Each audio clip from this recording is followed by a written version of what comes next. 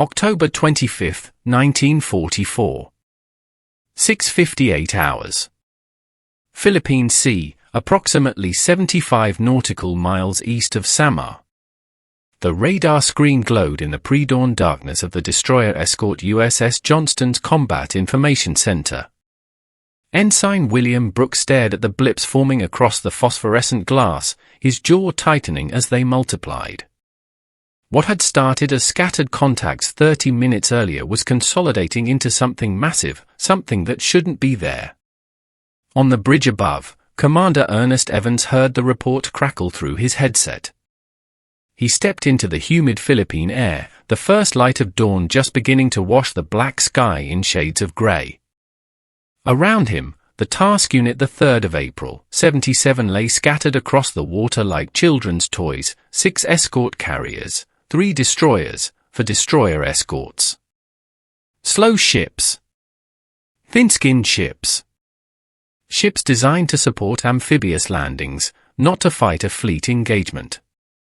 The escort carriers themselves, nicknamed jeep carriers by the sailors who served aboard them, sat low in the water, their flight decks cramped, their hulls welded steel barely thicker than aluminum foil. USS Fanshawe Bay, Kitkan Bay, Callinan Bay, White Plains, Gambier Bay, St. Lo. Their combined displacement wouldn't equal a single Japanese battleship. But as Evans studied the growing contact reports, he wasn't thinking about what his ships were. He was thinking about what they weren't. The blips kept multiplying. Destroyers. Cruisers. And then, unmistakably, battleships. In the radio room of the flagship USS Fanshawe Bay, signalmen began receiving fragmentary reports. By 6:45, the picture became horrifyingly clear. The Japanese 1st Diversion Attack Force was approaching from the northwest at maximum speed. Admiral Takeo Kurita himself commanded the formation, a legendary figure whose very name carried weight in the Pacific Naval War. His battleship force included the Yamato, 71,000 tons of steel and firepower, the most powerful warship in the world. Alongside her, the Nagato, Haruna, Kongo. 3 heavy cruisers. Multiple light cruisers. Destroyers bristling with weapons. Commander Evans stood very still. He was 34 years old, a man with intense eyes and a reputation for audacious tactics.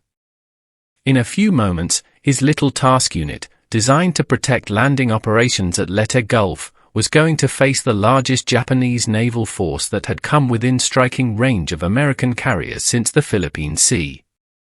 The mathematics of it were simple and terrible. The Japanese possessed guns that could kill from 25,000 yards. The escort carrier's defensive armament consisted mainly of 40mm and 20mm anti-aircraft weapons. Their aircraft were in the air, heading back to Rearm after dawn patrol flights. In perhaps 30 minutes, they would be caught in the worst possible position, slow, loaded with ammunition and fuel, unable to maneuver effectively, unable to concentrate their fire.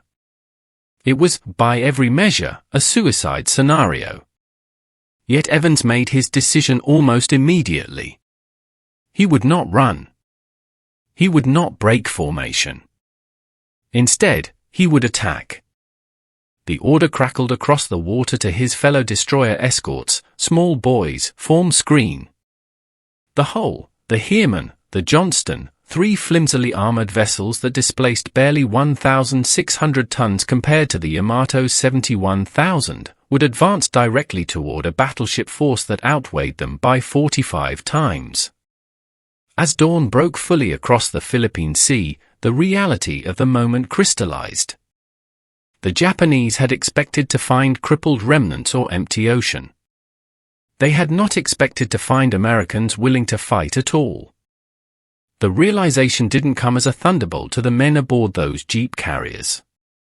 It came as a creeping understanding born from radar contacts, from the growing roar of approaching engines, from the electric tension in every compartment and passageway. Against overwhelming odds, in waters that had never seen such an unequal fight, the most underestimated ships in the American fleet were about to demonstrate why the Japanese admirals had made their gravest miscalculation. 6:50 hours. Combat Information Center, USS Johnston. The first revelation came when Ensign Brooks saw the range closing at a rate that made no tactical sense. These weren't distant contacts to be monitored and reported. These were ships approaching at flank speed, the Japanese formation compressed tight, accelerating through the dark water toward Task Unit the 3rd of April, 77 like a fist closing. Range 42,000 yards, Brooks called out, his voice steady despite the tremor in his hands. Bearing 030 relative. 42,000 yards. Over 23 nautical miles. The Jeep carrier's maximum effective gun range was barely 5,000 yards.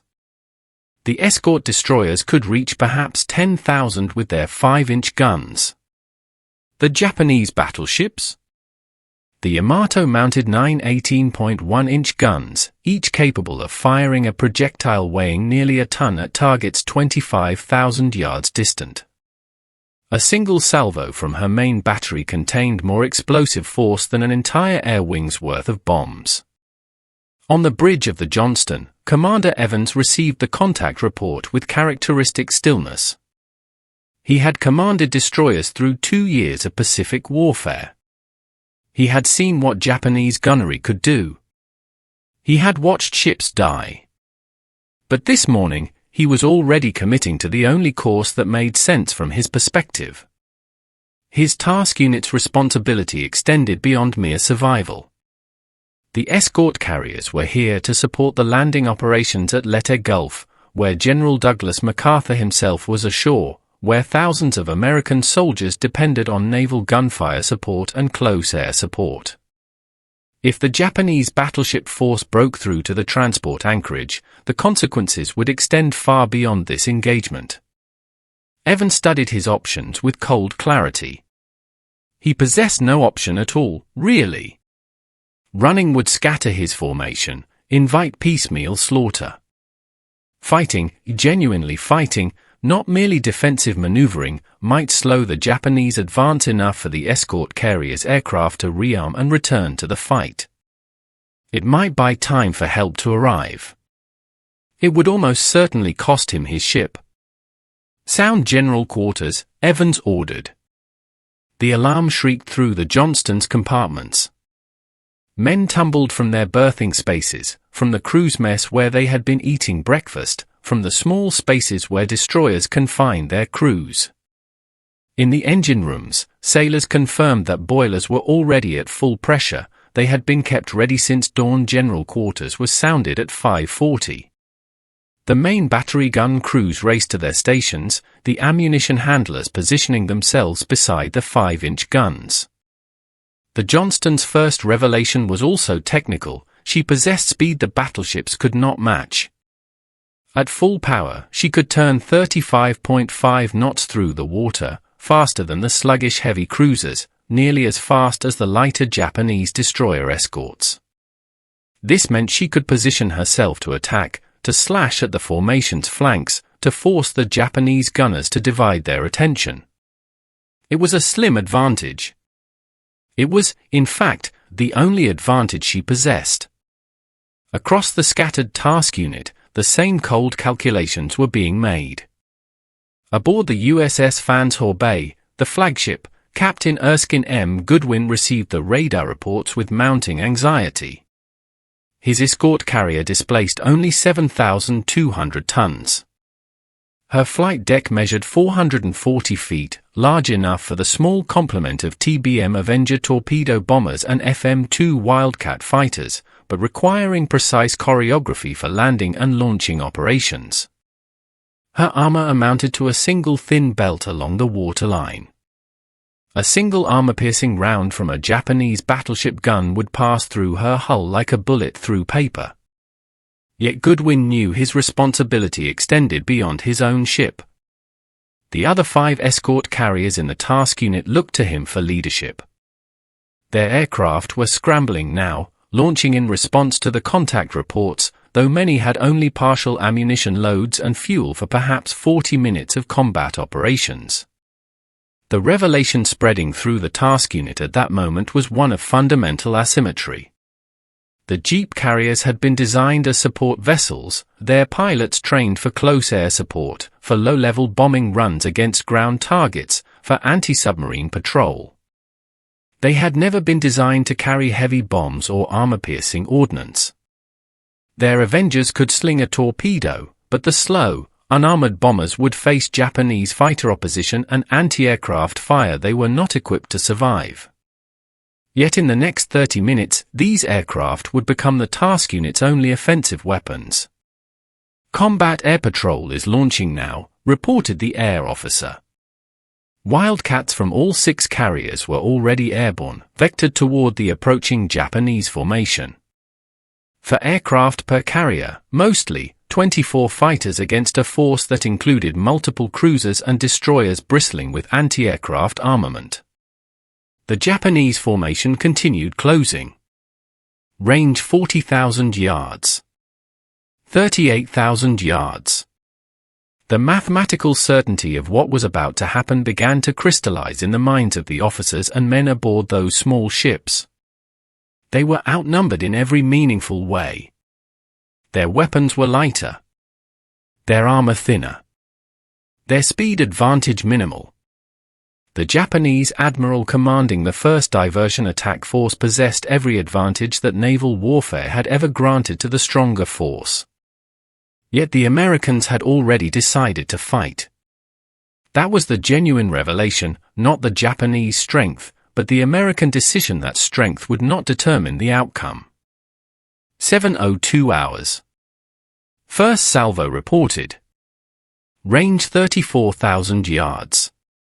The systematic breakdown of what each force possessed began the moment the Japanese guns opened fire. At 7:02, the heavy cruiser Chokai, a 13,000-ton vessel mounting 10 8-inch guns, fired the opening salvo.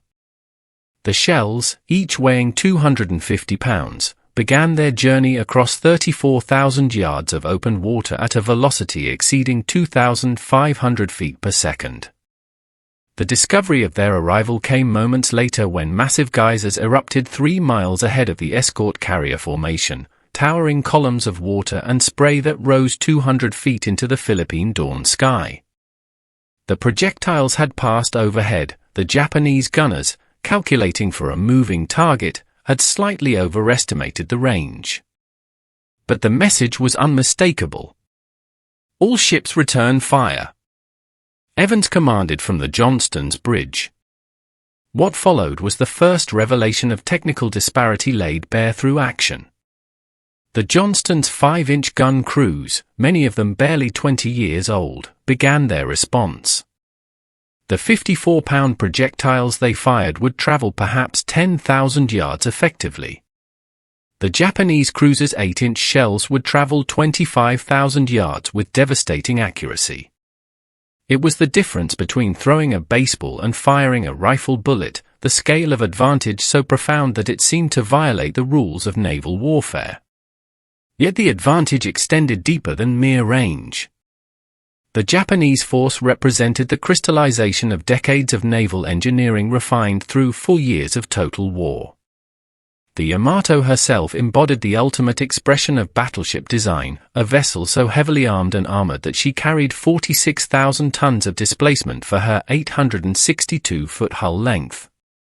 Her 9 main battery guns, each 18.1 inches in diameter, could fire a broadside containing 19,000 pounds of projectiles. Her armor belt measured up to 16 inches thick. She was, by the standards of 1944, the most powerful warship ever constructed. Across from her, the escort carriers represented an entirely different philosophy. Born from the practical necessity of the Pacific War, they were quick conversions, escort hulls hastily fitted with flight decks, designed not for fleet engagements but for supporting amphibious operations and providing close air support to ground forces. The USS Gambier Bay, for instance, displaced only 7,200 tons and carried a crew of approximately 860 men. Her defensive armament consisted of two 5-inch guns and 40 40mm anti-aircraft guns. Against the Yamato's 46,000-ton mass and 9 18.1-inch guns, she was comparable to a human facing an elephant armed with a rifle while the elephant carried a cannon. The expert dialogue that emerged from the American task unit's officers revealed the clarity of their understanding. Aboard the USS Fans-Hor Bay, Captain Goodwin received a report from his gunnery officer, "Captain, enemy range now 32,000 yards. Our fire cannot reach them." Goodwin nodded grimly. He had known this moment was coming. Every officer in the task unit had understood the technical realities. Yet there was a philosophical determination embedded in the American response that transcended the mechanical disadvantage. "Launch all available aircraft," Goodwin ordered. "Every plane we have in the air." The implications of this decision rippled through every compartment. The Avengers and Wildcats launching from the 6 escort carriers now represented the only weapons the task unit possessed that could reach the Japanese battleship force. But here too, the discovery of disparity became apparent. The TBM Avengers mounting a single 22-inch torpedo, a weapon designed to be delivered from low altitude through clouds of anti-aircraft fire, would face a cruiser force equipped with the latest Japanese anti-aircraft armament. A single Avenger carried 1 pilot, 1 bombardier, and 1 radioman. A Japanese heavy cruiser carried crews numbering nearly 1,000. The Avenger's maximum speed was 160 knots. The Japanese ships maneuvered at 30 knots, with turn radii and acceleration characteristics giving them substantial advantages in tactical positioning. Yet the aircraft possessed one advantage that slowly revealed itself as devastating: they could attack from the air. The Japanese gunners could calculate ballistic solutions against surface targets with precision. Anti-aircraft defense against coordinated air attacks presented an entirely different problem. The comparative analysis with the Japanese air capabilities added another layer of complexity. The Japanese carriers, had they been present, might have provided fighter cover. But Admiral Kurita's force was precisely that, a battleship and cruiser force, designed to fight at range with massive guns. It included no aircraft whatsoever. The Japanese admiral had positioned his formation to maximize gunfire advantage at the expense of air defense capabilities. This was the philosophy behind Japanese fleet design: concentrate maximum firepower on massive individual platforms, accept the vulnerability created by lack of air defense as an acceptable trade-off for the overwhelming power projection provided by the guns.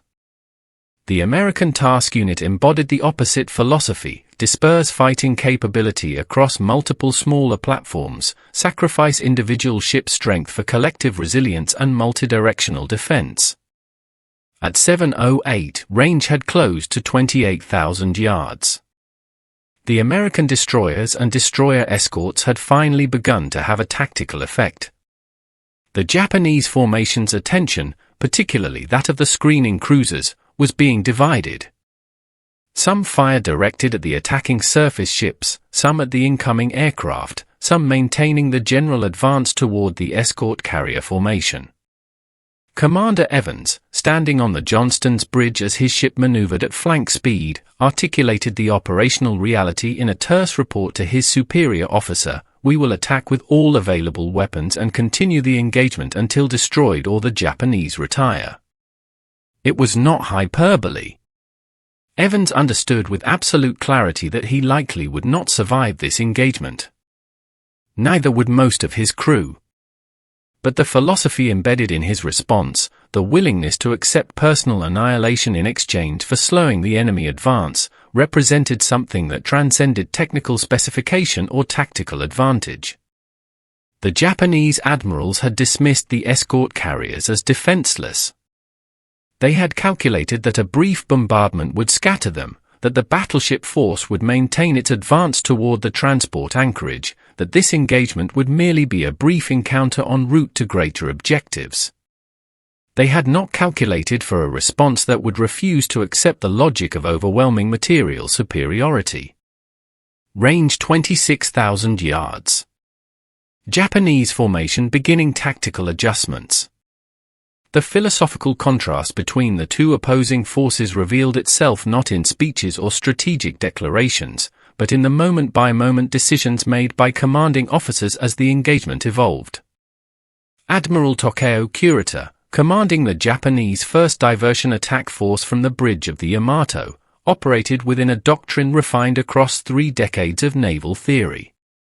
Japanese fleet design prioritized the decisive gun battle, a single, overwhelming engagement where the largest and most heavily armed ships would dominate through sheer firepower concentration.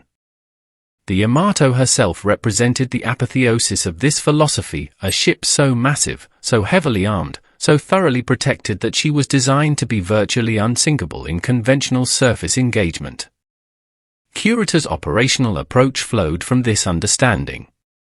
He would advance in formation, maintain gunnery superiority, and crush the American task unit through application of overwhelming material force. The escort carriers posed no meaningful threat.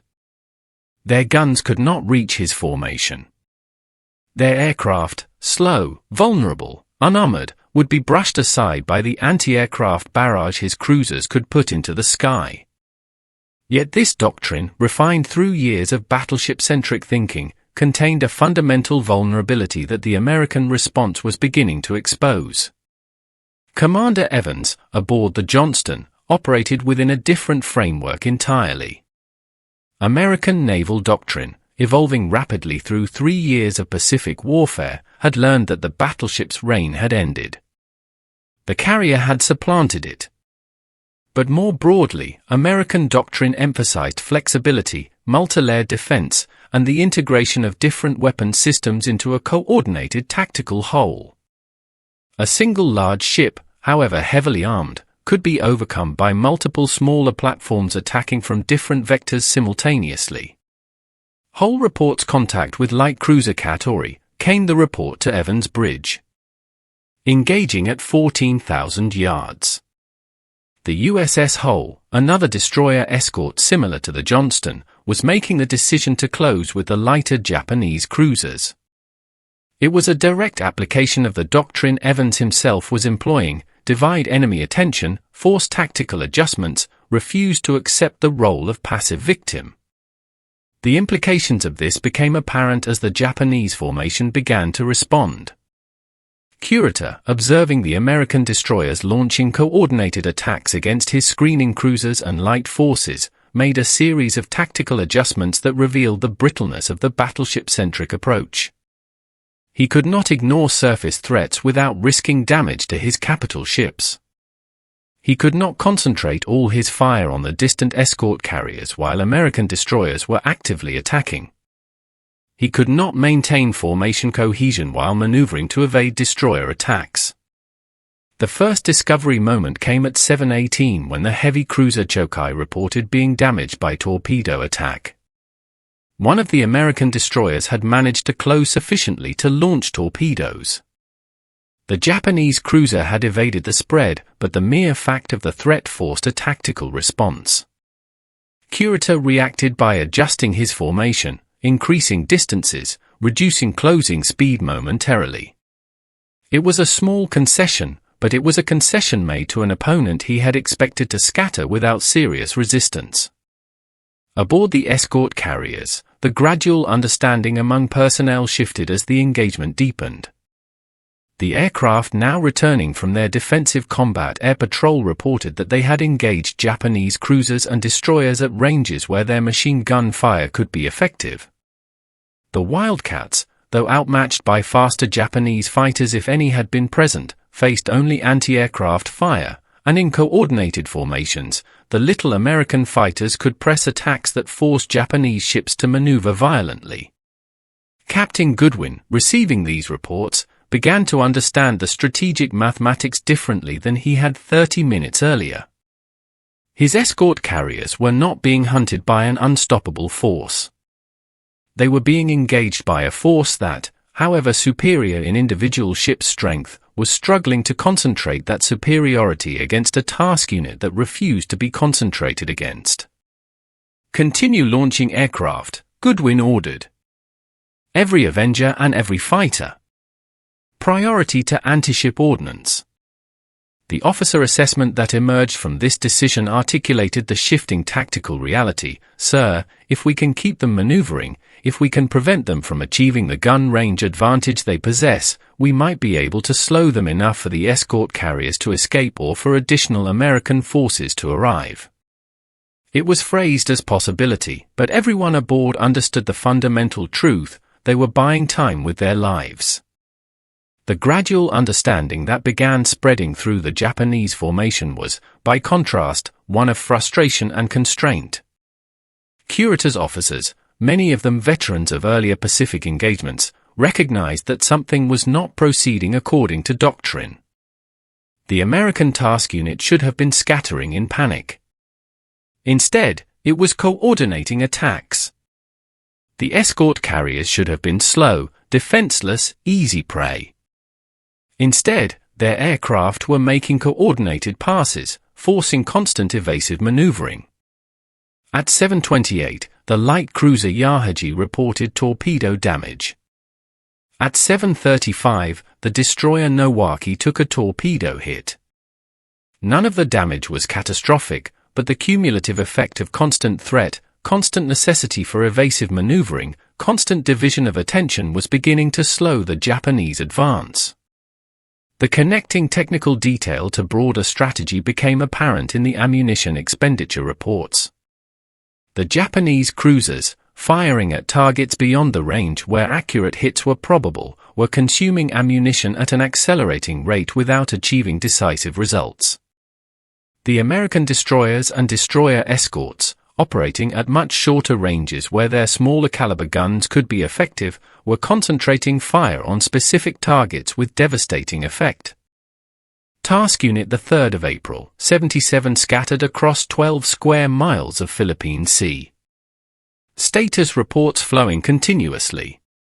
The information about what was actually happening in this engagement spread through the American task unit in layers, each revelation building upon the previous one, each piece of news creating a psychological shift in how the men understood their situation. Below decks in the engine rooms of the USS Johnston, the engineering crews heard nothing of the tactical calculations being made on the bridge. What they received was fragmentary, reports relayed through sound-powered telephone circuits, information passed hand-to-hand through the narrow compartments. "We're engaging enemy battleships," someone said. "Multiple heavy cruisers closing." The men, stripped to the waist in the sweltering heat of the machinery spaces, processed this information with a peculiar combination of fear and purpose. They could feel the ship maneuvering violently beneath their feet, could hear the vibration of the engines at maximum power, could sense through every nerve ending that something extraordinary was happening topside. A machinist's mate named James Richardson, tending one of the boilers that supplied power to the Johnston's 5-inch guns, understood with absolute clarity what the presence of Japanese battleships meant. He had been in the Navy long enough to have heard stories, accounts of what happened when battleship shells found their targets. Yet he remained at his post.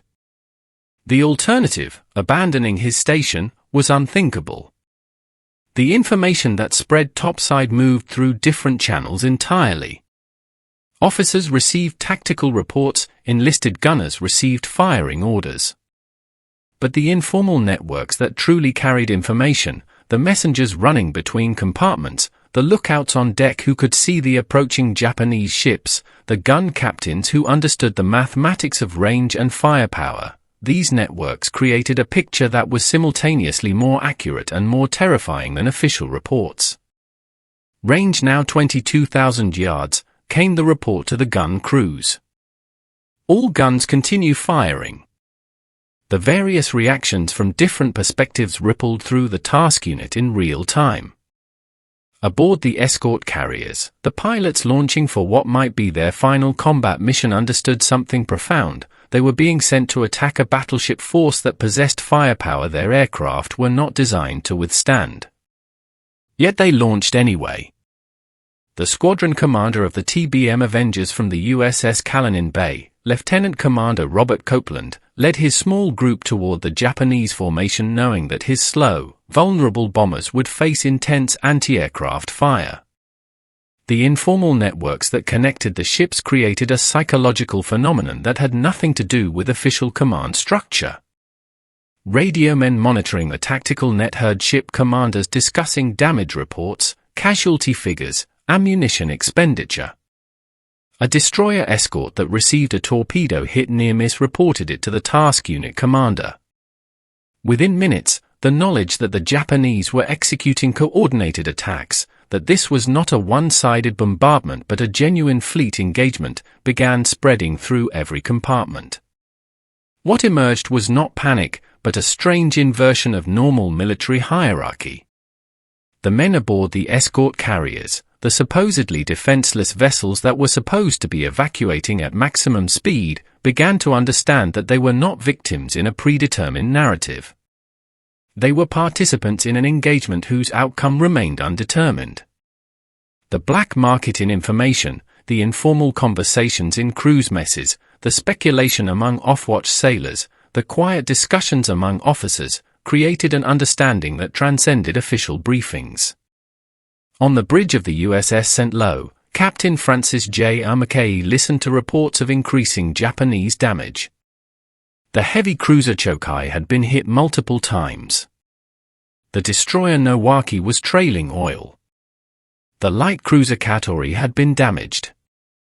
These reports, accumulating minute by minute, created a growing realization that the Japanese advance was being slowed. The gun crews aboard the 5 escort carriers received orders that would have seemed suicidal 30 minutes earlier: continue launching aircraft. Maintain evasive maneuvering. All guns to remain active. Yet these orders now carried a different implication. They were not suicide orders. They were fighting orders. The task unit was not trying to escape, it was fighting for time, fighting for position, fighting for the possibility that additional American forces might arrive before the Japanese could break through. The discovery that spread through the informal networks was one of collective purpose. The men in the engine rooms, the gunners on deck, the pilots in their cockpits, the radio men monitoring the tactical net, they all began to understand that they were part of something larger than any individual ship's survival. They were participants in an engagement that would determine whether the Japanese fleet could support a breakthrough toward the landing operations at Leyte Gulf. Statistical context began emerging as casualty reports accumulated. The USS Hull, having engaged the Japanese cruisers directly, reported moderate damage and significant casualties: 3 men dead, 12 wounded. The USS Heermann, another destroyer escort, reported being straddled by Japanese gunfire multiple times, with near misses that had damaged hull plating and created flooding in forward compartments. Yet both ships continued maneuvering, continued engaging, continued launching coordinated attacks. By 7:55, the cumulative effect of these attacks began to create something unprecedented in this engagement. Japanese ships were beginning to maneuver defensively rather than offensively. The light cruiser Noshiro, attempting to close on the escort carriers, took fire from coordinated destroyer attacks and altered course to avoid the threat. Among the enlisted men throughout the task unit, the information that spread was transformative. The radioman aboard the USS Fanshore Bay, who overheard a report that the USS Hull had fired torpedoes at a Japanese heavy cruiser, understood what that meant: the destroyers were actually fighting back. They were not merely dying in place, they were taking the fight to the enemy.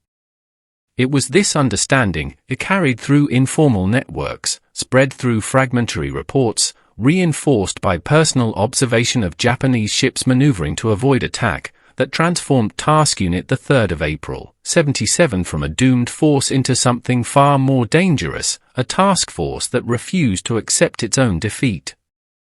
Japanese 1st Diversion Attack Force reducing speed to 20 knots. American reinforcements approaching from multiple directions. The wider strategic context that had brought these two forces into collision extended far beyond the Philippine Sea.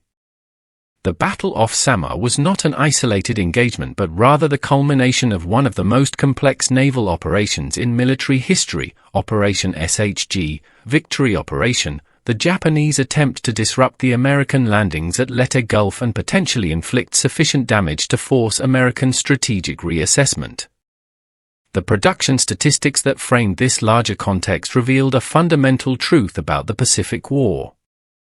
By October 1944, the United States had produced approximately 141 Essex-class fleet carriers, numerous light and escort carriers, hundreds of destroyers and destroyer escorts.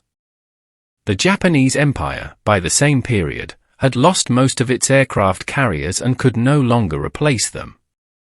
The Yamato and Nagato, the battleships that anchored Kurita's force, represented irreplaceable capital.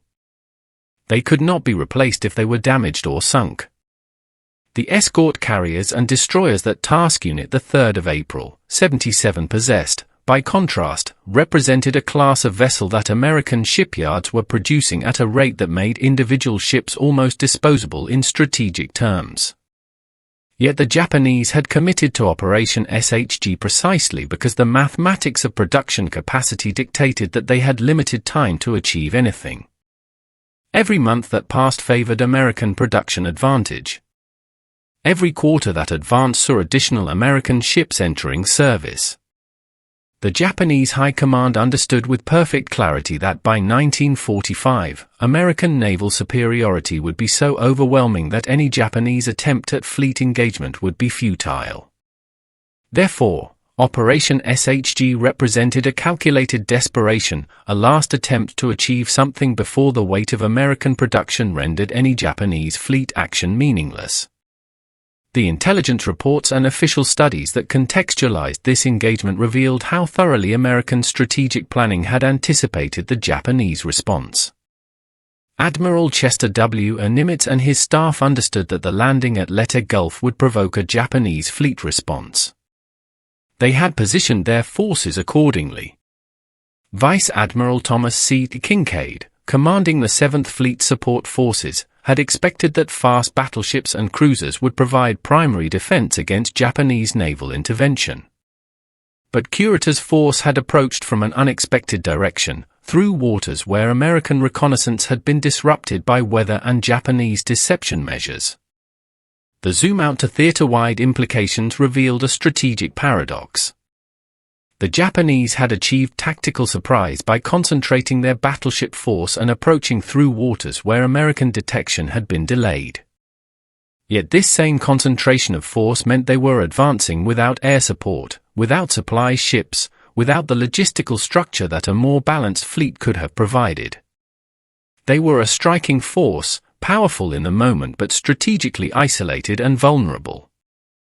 Turning points in this larger war became apparent in how American forces responded to the threat. Admiral William F. O. Halsey, commanding the fast carrier task forces north of Leyte, had been drawn away from the area by the approach of Japanese decoy forces, a classic misdirection that had left Kinkaid's escort carriers as the primary naval force defending the landing operations. Yet Halsey, understanding the critical nature of the situation developing south of Leyte, had already ordered portions of his task forces to turn south and accelerate toward the engagement area. The specific dates and turning points accumulated in a narrative of escalating American response. At 8:12, reports reached Kinkaid that heavy cruisers from the American 7th Fleet Surface Action Group were maneuvering to intercept Kurita's force. At 8:20, Halsey transmitted orders accelerating the southward movement of the fast battleships that were operating north of Leyte. At 8:25, escort carriers from other task units began launching aircraft toward Task Unit 77.4.3's location, providing additional air support. The system-level consequences of Kurita's tactical decision became visible through these escalating American responses. By concentrating his force and driving directly toward the landing operations, Kurita had forced American naval commanders to respond in kind, to concentrate their available forces, to alter tactical dispositions, to commit additional assets to the engagement. But crucially, these American responses were being generated by a nation with vastly superior production capacity and strategic depth. For every Japanese ship that appeared in Philippine waters, the American response could draw on dozens of additional vessels available throughout the theater. The production comparison provided stark illustration.